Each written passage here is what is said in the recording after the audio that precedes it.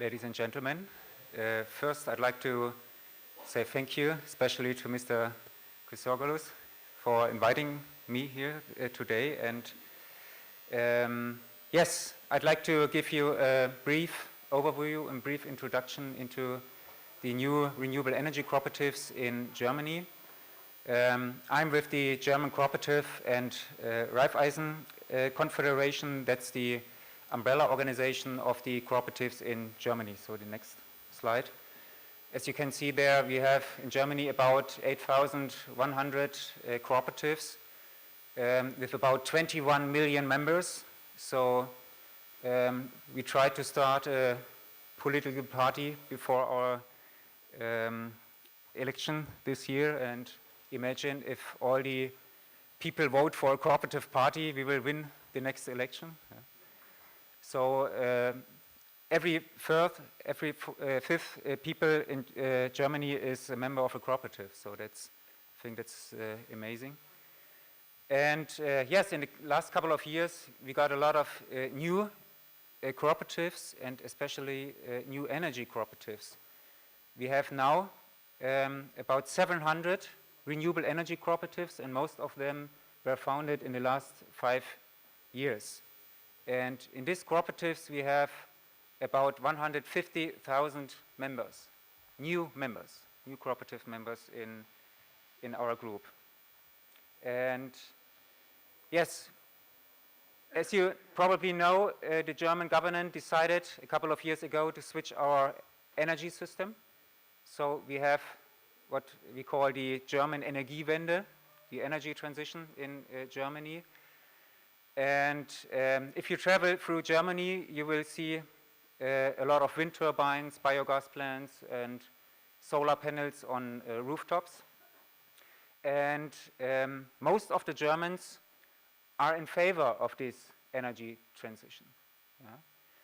Yeah? But if you ask them directly, they will say, okay, it's a good idea to switch our energy system, but if you build up a wind turbine, please not in my backyard. And on the picture you can see a small village. This is the village where I grew up, in a very beautiful landscape. And on the next photo you see wind turbines. Yeah? And if you build up wind turbines, especially, you've got the problem of protesting people, and that's what we call the not in my backyard problem. Yeah? If you ask people directly, they don't want a wind turbine in their neighborhood, in their backyard.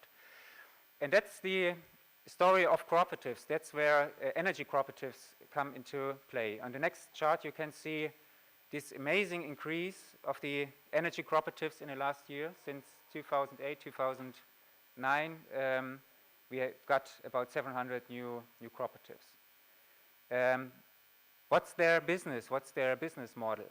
I'd like to show you 3 typical cases. The first one, and most of these energy cooperatives are solar energy cooperatives, which means that private people join the cooperative and they invest together in PV and solar panels on rooftops, public buildings, for instance, or rooftop of barns or any other building.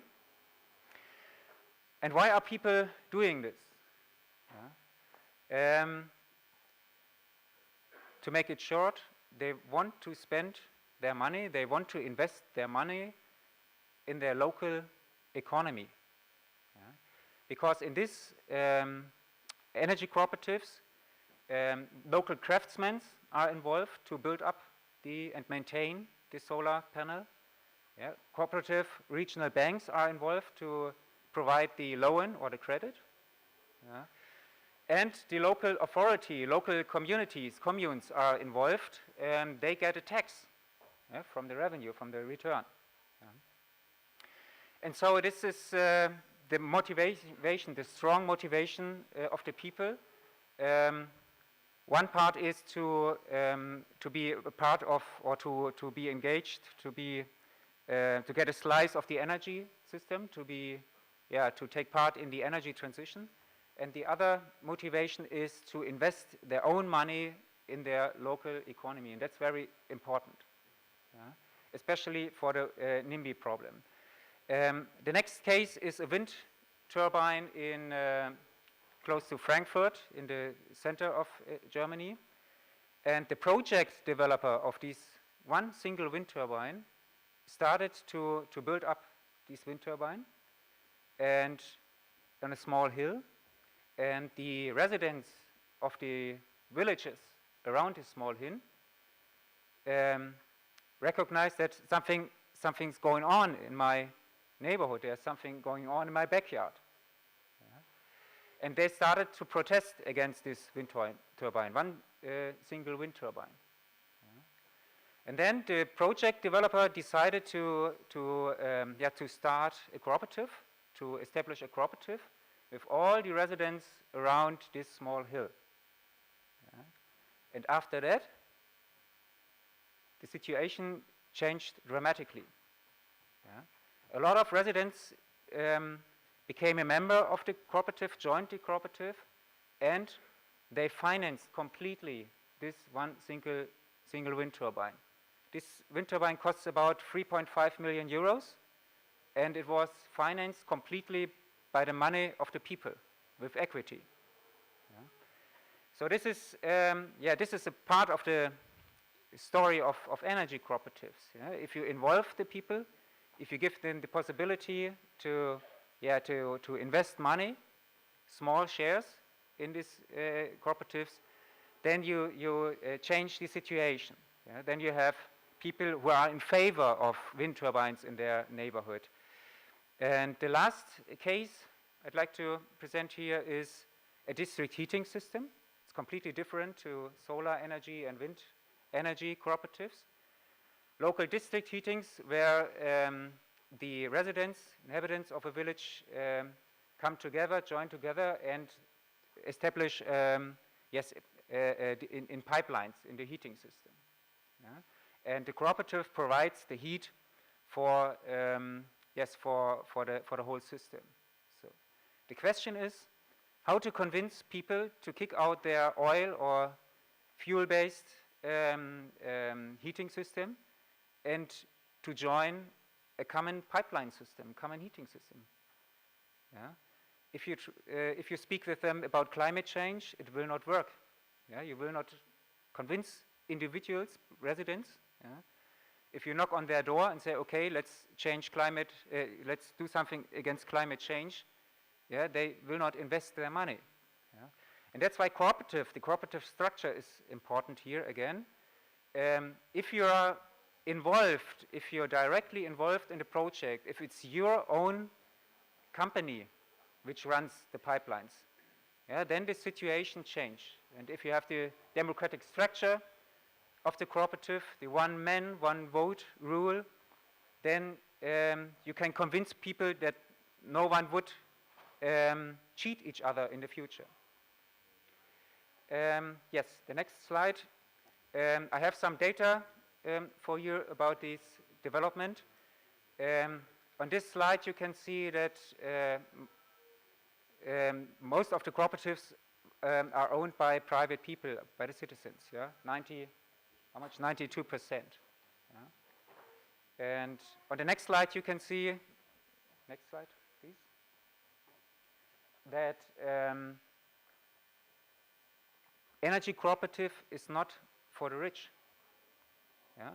Everyone can join an energy cooperative in his neighborhood, and you can see 65% of the cooperatives offer a minimum share up to 500 euro.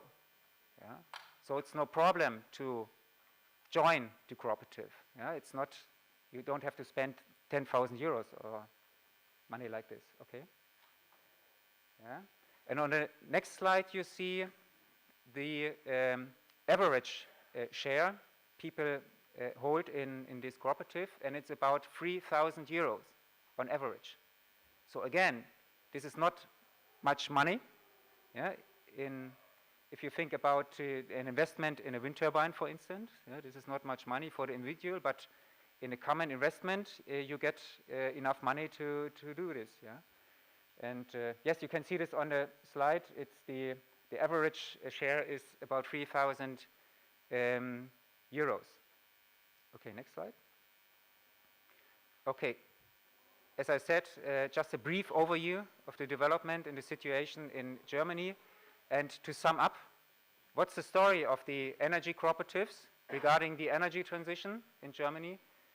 It's one possibility to convince people to change something, to change their individual behavior and things like that. And imagine if you look out of the window, and there's a wind turbine in your backyard, and this is an investment of the dentist from Munich, and you're in a village in the north of Germany, then you are angry if you wake up every morning and if you look out of the window, and the situation changes dramatically if it's your wind turbine.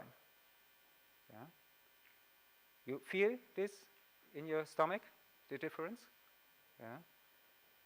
The cooperative story is about ownership, and people want to get a slice of the energy transition. They want to invest their own money in local projects, and yes, they want to be part of the system. And that's what we have on the next slide. As a result of one of our surveys in the last couple of years, we asked the board members, what's the motivation, what's the reason why people invest their money in energy cooperatives? And one answer is that they want to spread the idea of renewable energy in their region. And the other reason is they want to support the local economy. And maybe that's the message, that's the cooperative message. We've heard the whole day and yesterday in the evening a lot of different cases in different sectors and branches, what you can do with a cooperative. And I think the important message is that you can do things by yourself, that you can invest your money, your own money, in your own projects, in your own region, in your own local economy. And first cooperatives in Germany 160 years ago, the first cooperative banks, started with the slogan, the money of the village for the village. And now our energy cooperatives use exactly this slogan and say, our money, the money of the village for the village. And yes, thank you. That was my brief introduction.